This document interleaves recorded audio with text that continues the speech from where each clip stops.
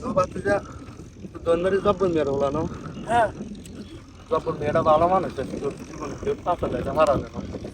অসময় মৌরি তোমরা ব্যাগ হাজার কিছু হারাই ঠিক আছে তো বাচ্চা চিনতে পারতো না কেউ হর লোক মারি করে না কেউ কাঁচালে হারাচ্ছিল না আল্লাহ দেখতে দিয়ে ঠিক আছে কেউ হক মারি কেউ না বাচ্চা তা কি জন্য আনছেন আমরা তো বললেন না কি কারোর জন্য আনছেন একটু বললে ভালো হয়। আর বাতি যাও আর তো বয়স হয়ে চাই তো কাম কাজ করতে পারি না তো আর আনছি আর খেতের লাল খেতে যদি কাঁচা দিতে লাগা লাগছে আচ্ছা ঠিক আছে তো ধরো গালা দিতে আসা ধরো কাঁটা দিয়ে দিতে তো এদিক দিয়ে ধরবো নাকি? হ্যাঁ দি ধরো এদিক দিয়ে হ্যাঁ খুব দাম বোঝো না কিনলে খুব দাম আরে বাতি যে আর পিঠা খুব দাম বাতি যে বোঝো না কিনলে আর কিন্তু সাবে খুব দিবে না তো আহা বাতি যে পিঠা খুব আর কিন্তু সাবে খুব দাম আর কত দাম এইভাবে কোবাও হ্যাঁ এইভাবে হুডাটা সিধা করে কোবাও আচ্ছা বাতি যা কাকার নামাজের সময় হয়ে গেছে বুঝলি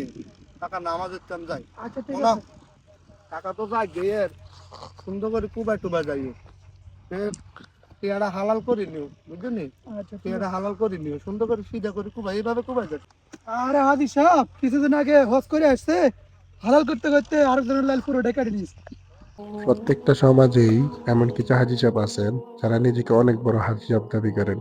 কিন্তু প্রকৃতপক্ষে তারা সমাজের সবচেয়ে ঘৃণিত কাজগুলো করে থাকেন। তাদের উদ্দেশ্যে বলতে চাই, আপনি আপনার মন মানসিকতা পাল্টান, তাহলেই পাল্টে যাবে আপনার সমাজ।